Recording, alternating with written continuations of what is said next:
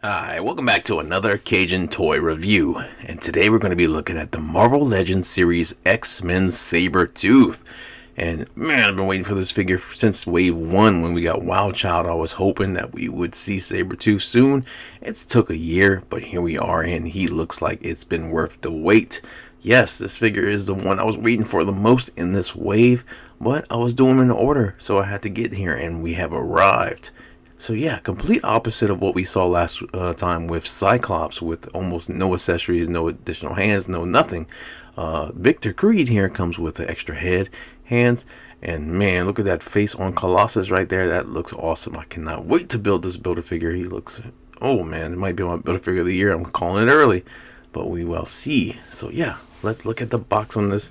Of course, we got our X-Men logo here, Sabertooth, Marvel Legends on there, and we can see inside he has some extra hands, extra head, and there's something behind him. I think it's an extra ponytail, but man, this is a hefty figure. This is the biggest figure in the wave by far, and he's got some girth on this boy. So on top, Age of Apocalypse logo. On the side, we got Victor Creed Sabertooth standing in front of Apocalypse, looking awesome and fierce. On the back, we got a big shot of Sabertooth. Man, look at the veins. So veneous, right? And a little bit of a read-up. After betraying Apocalypse and making his escape, Sabertooth joins the mutant rebels, the X-Men, to fight for good in the harsh dystopian future. And here we can see the other figures in the wave. So far we have done Magneto, Rogue, Cyclops, and we're right in the middle with our Sabertooth. And all we have is Shadowcat, Iceman, and Legion. And then we get to build our Colossus. So yeah, nothing else on this side. UPC on the bottom as always, and the shots for you guys at the end if you need it or want it. So nothing else to say. Let's open this up and check out our Sabertooth. Alright, so we're looking at our Sabertooth on the turntable, and yes, this figure is just as good as I was hoping he would be. I love it. I think they nailed that look. This is, I think, the third or fourth Sabertooth figure I got, and this might be my favorite. One thing to note is that it does come with this little tray that was hidden behind the figure. It does have two ponytails. One is on the figure, obviously, already. The other one is for the extra head, and then a bandana for Colossus. So, that was kind of cool that they have it, because it gives it, they didn't go short with it or make it, you know, they wanted the full length ponytail, so they basically had to put it behind her to make the figure fit. And hey man, I love it. I think this looks awesome, man.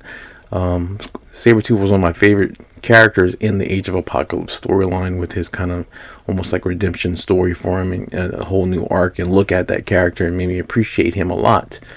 He was also one of my favorite characters on Marvel vs. Capcom 2. Him and Birdie used to kick some ass. But yeah, I think this is great. Might be my favorite figure out of the two waves combined so far. Before that, it was Dark Beast. But yeah, this guy is definitely a getter. Especially if you collect in this wave. If you got Wild Child, you got to get this figure. You can be like, what the hell's... I thought I had Sabertooth already. No, then what are you doing watching this video? You know better. But yeah, let's get him off the pedestal. Let's take a look at his accessories, and then take a look at our Sabertooth. Alright, looking at the accessories that come with our Sabertooth, we get two sets of hands and two heads. So we have these kind of open hands, not clawed or anything, surprisingly, for Sabertooth, but they are gloved. And they both look really good. There is some really good texturing in this leather to make it look like he's wearing a glove. You can kind of see some seam lines in there and just some stress marks from the leather. But yeah, really good sculpted gloves, some big old hands. And this side has the kind of gauntlet plate on the top of it, which is also scratched, like it's seen some action. Very similar to what we just seen with Cyclops. So I do like that a lot. The studs on there looks really good. But yeah, some big old hands. These are going to be designed pretty much for holding the chain for Wild Child. And then we have these big old fists, big old hams coming at you. And again, these are really nice. They got some line work in there for the leather.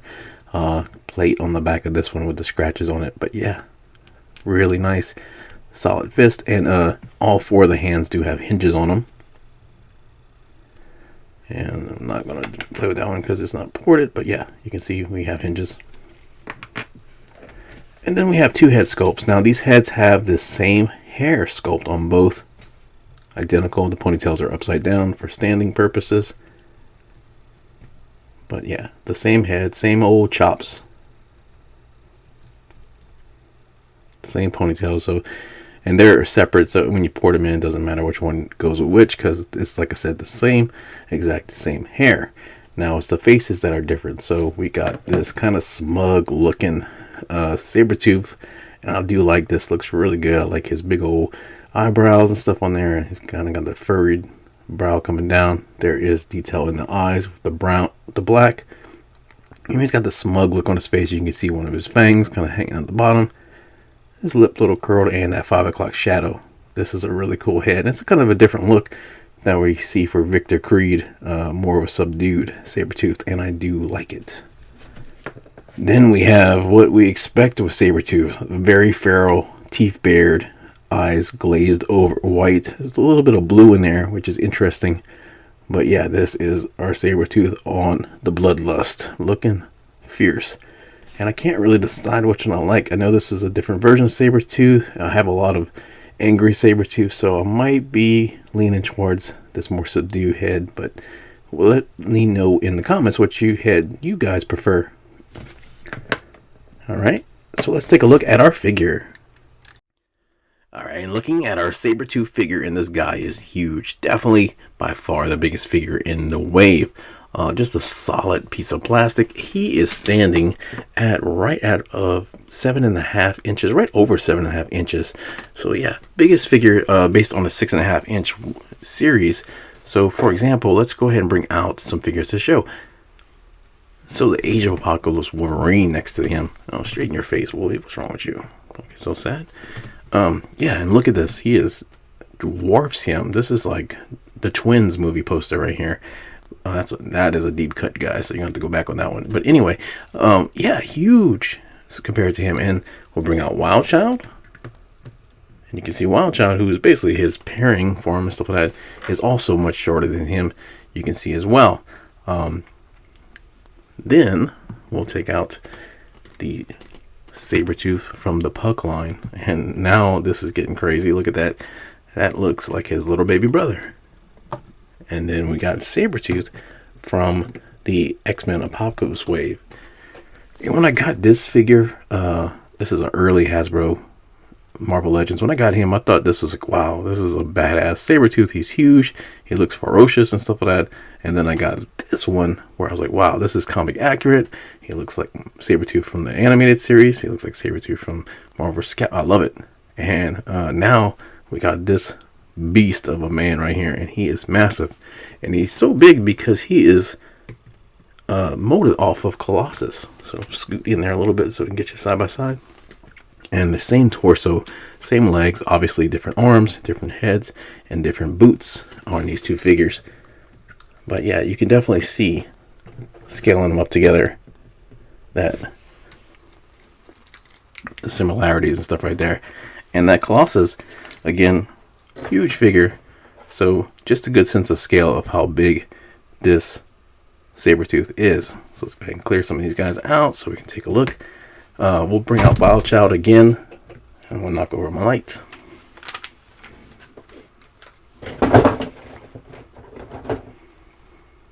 Alright, so Wild Child is kind of the pairing for Sabertooth, especially if you're familiar with the story from Age of Apocalypse.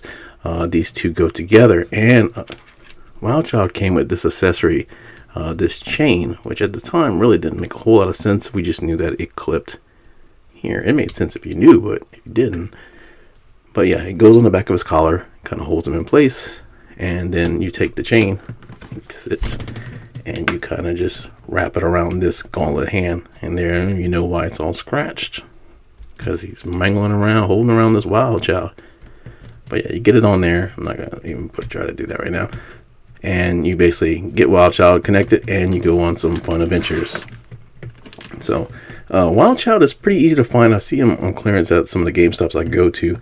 I'm sure online it's not much different, but yeah, this figure just came out. So if you wanted this pairing of figures, which I definitely recommend Sabertooth, you could probably get it pretty easily. So the paint on him looks great. There's not a whole lot going on. I've kind of got this pumpkin color for his suit and the body that kind of goes around. And then we got the leather for the collar, the belt, gloves, and boots. And all the leather is kind of scratched and worn and very, very cool looking. Awesome detail on this. All the scratches, and then of course the studs on the belt. But yeah, all scratched up. And then he got hairy arms, and which is nothing new. We've seen a lot of, pretty much every Wolverine has hairy arms, but this is actually sculpted on there, which is really, really awesome. And I don't know if you know in the comments, because I looked, I can't see where these arms are from. I don't think they're new because they're not pinless, but they could be. But yeah, sculpted hair on there.